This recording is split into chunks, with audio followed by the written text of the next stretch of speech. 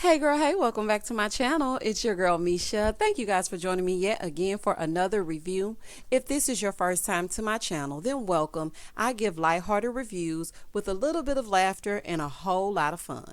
If you're here for a second or third time, then you already know what time it is. Please do not hesitate to like, comment, and subscribe if you get anything out of my content. Now, child, let's get into it. Tonight, we are reviewing Married to Medicine, Season 8, Episode 16, Scott's Secret. Child, let's get into it if we gonna get into it, okay? Because, baby, that Scott cannot be trusted. When the episode first opens up, we see Dr. Contessa telling a man that his libido is tripping. Then we see Toya with the photo shoot pictures. Okay, cute girl. Okay. Then we see Heavenly trying to fit her daughter's clothes. Honey, it's just too small, child. Over in the next scene, we see Anila, and she shows up at Quad's house in the rain, right? So she's standing outside for like 4 hours. Honey, y'all know I'm dramatic. It was at least 5 minutes. I'm like, let this lady in, but she has duffel bags, right? So she comes in with the duffel bag, and Quad said, girl, did your man get you and your man get into it? I'm like, I know that's right, honey, because she came with a whole duffel bag, child. Hope she ain't got put out. Anyway, so Anila pulls out this 40-inch weave, right? And she said that all the bloggers have a good weave and have hair extensions. Honey, I know we all got a good wig, okay? So then they start talking about Anila having a 14,000 square foot home, right? And so Quad was like, you think Toya gonna be jealous because she only has a 9,000 square foot home? Okay, now listen, Quad. See, this is how the war of the words gets started. She says you live in an apartment. You say she lives in a shack because now Anila has a 14,000. Y'all just leave the footage alone, okay? I would hate to hear what y'all say about my place, honey. Probably tell me I live in a cot. Y'all ain't got time. So anyway, they start talking about Anila and what she has. And so Anila looks over and she said, what you doing with your furniture? She said, oh, it was raining, so I had to get somebody to come fix the door, right? So as they're talking about Toya, Quad was like, she has no self-awareness. She said, apologizing to me would be nice, but I mean, now she has to pay the piper. Child, if y'all don't go and apologize and leave each other alone. Over at Simone's house, she's trying to get ready for a Zoom call about the town meeting, right? So Cecil comes in and she's like, yeah, welcome home. But before you get settled, come in here, let me show you something, right? So he's like, do I need a beverage? Because, honey, you never know with these ladies. So he was like, do I need something to drink? And she said, oh, you could get something to drink. Child, she goes in there and pushes play. And apparently, Lisa Nicole is plastered all over the news. Child, the fugitive of it all, honey. So apparently, they were administering COVID tests with no results. I would have been pissed to the highest level of festivity. Do you understand me? COVID already got my nerves bad. So when I get up the courage to let them stick that swab all the way down and all the way up into my brain, I'm going to want my results in 5 business days. I'm going to want to know if I'm positive or negative, especially when you have to quarantine, leave your job and all this other kind of stuff just to make sure you're safe to go back out into the world. Lisa, what kind of crooked junk you doing, honey? Child, Bravo loves a crook. Do you hear me, honey? Shout out to Erica Jane. No, I'm just kidding. I'm just playing. So Simone asked Cecil if he thinks people will show up to their town hall with this scandal. Honey, I know Oprah not. Because, y'all remember Lisa said she was trying to get Oprah. Honey, Oprah don't want no scandals. He said, listen, I don't know. Honey, Cecil was like, my name is Bennett and I ain't in it. I know that's right. So then in the next scene, we see Heavenly. She's getting ready to do some confessionals. Okay, so we see the green screen and we see her sitting on like a little stool. So Heavenly was like, I need to take this, right? Because her phone rings. She's talking to Simone. And Simone calls with the video, right? And so Heavenly surprisingly says, you know what? I'm going to remain quiet on this. I don't have nothing to say about it. Okay, this is her saying this to Simone. But honey, then she started calling around to everybody in the world. She calls Jackie. And now it's a game of telephone. She calls Jackie. Then she calls Quad. And Quad is like, listen, I'm in the middle of the date. Girl, listen, if you're in the middle of a date, there is no way I'm going to answer the phone for Heavenly. Okay, so I know y'all, you must have knew that she was filming because what other reason would you answer when you're in the middle of a date besides you're not really interested in the date? So Heavenly, she started asking all kind of questions. What kind of date is it? How long y'all been knowing each other? Is this a first date or a recurring date? Are you giving up the draws? Is he GTD? Child, she was asking all kind of. I'm like, okay, Heavenly, honey, stay focused. So she tells her about the Lisa Nicole thing, right? So Quad said, you know what? Let's hear the lady out. I said, oh, that was mature. Honey, Heavenly thought she was going to be messy, child, and the girls ain't kicking like she thought they would. Then in the next scene, child, this is what really got me. We see Contessa and she's cooking dinner, right? So her life coach, LaTanya, calls while she's cooking dinner, and then Scott walks in as they're getting into it. So then she's on the phone and she's on the phone talking to the life coach, right? And he's looking at his phone, probably looking at that esthetician or deleting text messages. Honey, I don't trust nothing about Scott. Do you hear me? So Contessa, after she got off the phone, because Scott was getting on her nerves by only pointing out the negative, Contessa asked him, why did you get married to me? And what work have you done to keep the marriage? Scott, child, y'all listen to this. Scott said, she said, I got a life coach. She said the same thing that you're doing, working on myself. She said, I have a life coach. She said, oh, I have a life coach too. So you claim you got a life coach. And then she said, how long have you been having this coach? He said 6 or 7 months. Child, I call BS. And Contessa felt the exact same way. She said, this is some bull. We were just at Simone's house and you claim you couldn't be bothered with counseling or a life coach. And all of a sudden you're seeing a life coach. And she was like, so where did you meet her? And how often do you see her? He's like, I see her every now and again. She was like, do you pay her? Have you paid her? He's like, no, I haven't paid her. What life coach works for free? It's a mistress. Child, goodbye. Contessa said talking to him is like talking to a brick wall. And I feel it, honey. The energy and the tension in that room was so thick, you could feel it through the screen.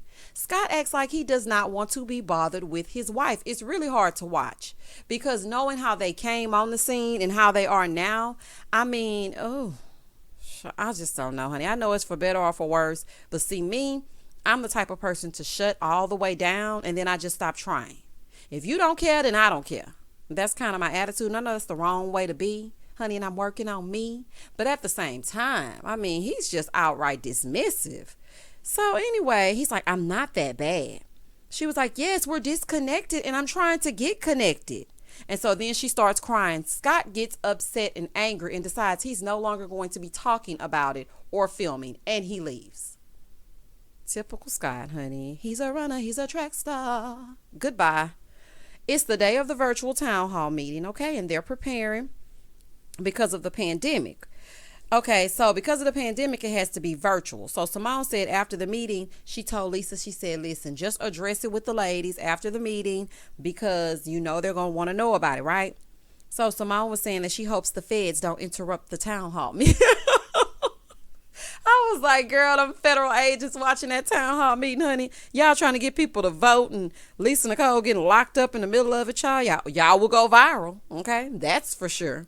So Quad gets there, right? All the ladies are starting to get there, and then Quad gets there. So Toya said, did you practice? She said, oh, I don't need to practice. I've been doing this for 3 years. So Toya said, yeah, she doesn't need to practice anything. She's been doing it for 3 years. They do a little flashback of Sister Circle, right?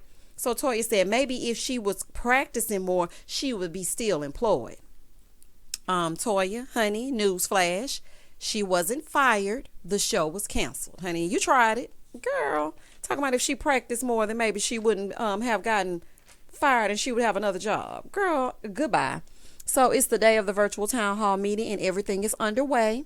And this is what I love to see. They are touching on the health of us as Black voters, getting out and actually voting and making a change because Atlanta was a red state, as is Texas. And so I really loved to see this, not them getting together, arguing and fussing and tearing each other down, but actually coming together for a cause. Because in the beginning, that's what this show was actually about. It was showing us Black excellence, showing us women and men in the medical field and letting us know that that is attainable, honey, because you know it's scarce up and through. Okay, so I'm happy that just for a moment we were able to get back to that, honey, minus Lisa Nicole and her handcuffs and whatnot. So then the ladies sit down and Carrie gets right into it. Lisa, so what's this that we see on the news, honey? Oh, child. So Lisa was like, listen, the testing was backed up because it was July and it was in the beginning of the pandemic. July, they were kind of getting into it as they were getting into it, honey. That's when Texas decided the pandemic was gone. Like, I'm just saying, honey, I know testing was kind of scarce, but Lisa, okay, girl. Contessa said, I thought she had a clothing line. She has a lab as well? She's like, yes, I have a lab as well. So, child, Lisa dibbling and dabbling, getting side hustles at the wrong time. Now is not the time to play hustle man from the fifth floor. Girl, goodbye. Quad said, people tested in June and they're just now getting their results, honey. They done recovered by now, child. Girl, gone. So Lisa starts explaining, trying to explain it away. And she said that she's currently not involved in any federal investigation. Okay, that's what she said. So then they were asking her if she owns the lab. She says, yes, I own the lab, but the equipment wasn't there. So Mom said, listen, let me just tell you how not to have a malpractice suit. And she was saying, Lisa does business in crooked ways, honey. Crooked, okay? As crooked as a question mark, child. So Simone calls Jackie, right? Because it's time for the cash trip. All the ladies are gathered around. Jackie looking uninterested, but I know it's because she's on call, honey, and she's probably tired delivering all those babies. So they tell them they are going on a trip to Jekyll Island. Honey, I thought that was befitting, Dr. Jekyll, Mr. Hyde, because, all of these heifers got two faces, okay? So they asked if Scott was coming. Contessa was like, Scott not going nowhere with me. It's a no. And they were like, well, what did he do now? And she was like, what didn't he do? Oh, Contessa is so miserable. Oh, she's so miserable with Scott. Child, I remember being there, honey. I would never wish that on my worst enemy. So Simone was like, well, we're all a sisterhood. Here go Toya, because she got to ruin it with negativity. Are we? Toya, just sit back. Child, just sit back, honey, and let this be a moment. So Anila and Simone talk because they're standing off to the side, right? So then Simone tells Anila, I know you and Toya need to talk, and maybe that will be the perfect time. She's like, I've been trying. Here's the text. Simone says, stop with the theatrics. Girl, so why is it theatrical for her to say she has the receipts, but when anybody else does something, you're calming them and wiping their tears and trying to figure out what's wrong? Honey, y'all gonna quit playing with Anila, honey, because this episode, Anila was speaking her speech, honey, and she was definitely piping up. So Anila took Simone outside because she was getting irritated at how they're treating her, and I understand that. So she goes outside. Here comes Toya saying whatever she is saying, honey. I kind of tuned her out, trying to make Anila feel some kind of way, gaslighting her about the situation. And Anila gets mad and says, have I said anything negative about you? You have been speaking negatively about me, and I have been trying to befriend you, but you continuously say negative things about me. And Toya, that is a pattern. A lot of your friends are saying that. So, honey, if everybody's saying it, then you must be the problem. So Anila gets mad. She storms off, honey, wearing her 40-inch ponytail, child. I was like, oh, honey, I hope she got a lot of bobby pins in there, honey, because she bopping right on out that door. She said, if they're going to be gaslighting me, then here's the match. Child, this is the thing. Anila really wants to be friends with Toya. She came in with Toya. Toya introduced her to the group. She is becoming a little bit closer to Quad. I feel like when her and Quad get together, she really doesn't want to talk about Toya in a negative way. She more so just sits there and lets Quad do the talking. Okay, because Quad, she gonna speak her speech if she don't do nothing else. But I really honestly think that deep down, Anila is really hurting. She really wants to be Toya's friend. So I hope that they can work it out. So anyway, child. So Simone tells Quad, well, why don't you, Simone tells Toya. She said, why don't you tell Quad how you don't like her talking about your finances because it hurts you? Quad said, now, how did I get in this? That's right. You should have never walked up, child. If you walk up, then Simone gonna pull you into it, okay? So then, of course, they're standing face to face, yelling back and forth like they like to do. Thank God for the mask, okay? Because I'm sure that a few spitballs were flying while they were talking. Toya apologizes to Quad about downplaying her 4,000 square foot townhome. Okay, the heavens have opened up, honey, and she apologizes. Look at God. Okay, we love to see it. Over on the next day, we see Anila, and she goes over to Jackie's house, right? Finally, Jackie gets a visitor. Child, don't nobody go over to Jackie's house. I don't know if it's because she working or afraid of COVID or what, but nobody ever visits Jackie, so this was refreshing. So Anila tells Jackie that Toya made a comment, right? And she said, she wants to fix it. She said she's been reaching out, but to no avail, and she wanted to get some advice. Jackie said, listen, I feel like I have never seen Toya so frustrated as I have this season. And I think maybe you and her need to have a one-on-one. But I'm going to tell you this.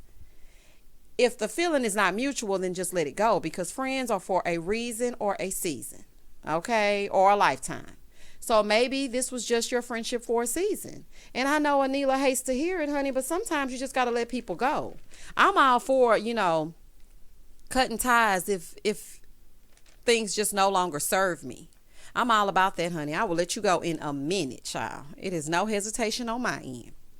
Jackie shows Anila her product line, and they're like sitting there and they're like testing it out and all this. So they try out a few things. Over in the next scene, we see Dr. Heavenly packing up, talking nasty to Dr. Damon. Toya is packing and Contessa is packing. And she was saying that she needed this because she needed a little time to get away. No, what you need to do is get that suitcase together, girl. I was looking at that suitcase, y'all. That suitcase was driving me nuts. Everything will be wrinkled by the time she gets there. Girl, take a little time and fold your clothes up as you put them in a suitcase. Suitcase just as messy as your marriage. Child, let's move forward.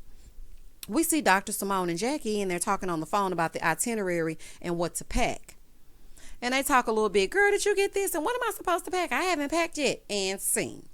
The next day, it's time to head out, right? So the ladies meet up at Dr. Jackie's office. Carrie too. Honey, Carrie rubs me the wrong way. I don't know what it is about her. I just feel like she always has a hidden agenda. I feel like she always talking slick. I just don't really care for Carrie like that.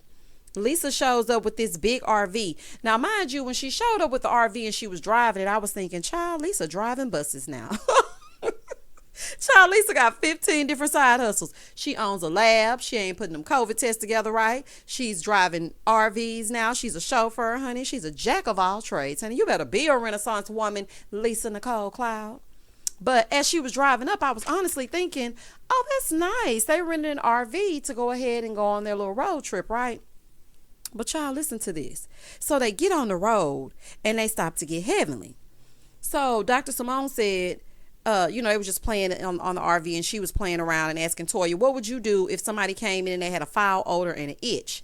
And Toya was like, and the excuse they gonna use, I ended up using the wrong kind of soap. Okay, that might be an excuse, or it might be a valid reason, honey, because soap will throw your pH all the way off. But in my mind, I'm thinking bacterial vaginosis or a monster yeast infection. Honey, that's just me. Honey, sorry for the TMI. So then they get Dr. Heavenly and Contessa, and they get on the RV, right? Well, we find out that Lisa actually owns this RV. Lisa, what are you owning? What is the reason why you have this RV? Honey, baby, Lisa got that long crooked money, don't she? Allegedly. Heavenly said, yeah, this thing here is old and unreliable, just like Lisa. Child, that was so funny to me. I said, this is a mess. So they were asking them questions, right? And so Lisa starts talking, and she says she's not a good judge of character. Well, honey, we can tell that by your husband, child, because he can't be trusted, allegedly. So then she said, but I'm very trustworthy. So then Heavenly said, you're not trustworthy, especially in business. You're doing COVID tests without equipment. Lisa said, I do have equipment. She said, no, you don't. And you're doing business all wrong. And she said, listen, this is what Heavenly said in her confessional. She said, I would hate to tell Simone I told you so. But you know what? Finally, this time, Dr. Heavenly was right. Lisa said, you're a trifling bit. Okay, because, they fussing. You're a trifling bit. And then she was like, put her off. Put her off of my RV right now. Heavenly said, put me out. I got an Uber card. I'm like, not an Uber in the middle of nowhere. So Contessa is saying, Heavenly, we're in the middle of nowhere. And Lisa's like, put her out. And so they're yelling and arguing in this small, confined space. And it reminded me of, y'all remember when Candy and Kim Zolciak were doing this tour. This when Kim first came out with Don't Be Tardy for the Party, and they were taking a road trip to Miami because Cynthia was getting married to Peter, and they were going to have a bachelorette party and get together and have fun. And then Nene ended up on the tour bus, and she told Kim, your ass wouldn't even have a beat going if it wasn't for Candy. Child, y'all remember that? And she told Kim she was going to plop her eyes out. Bloop, bloop. Honey, I will never forget that. And then when I saw them yelling on this RV, honey, it just took me back to when Real Housewives of Atlanta was organic. Child, and that was the end of this episode. I cannot wait to see what's going to happen when these heifers get to arguing and fighting. I know Heavenly is not about to get off this RV, okay, so we can already call that. I don't know what Lisa is doing. I don't know if she's really crooked or she's not. Child, I'm guessing we're going to really soon find out. But honey, that was the end of the episode. Y'all comment down below, like, subscribe to the channel. As always, stay safe, stay blessed, spread love, not germs. Peace.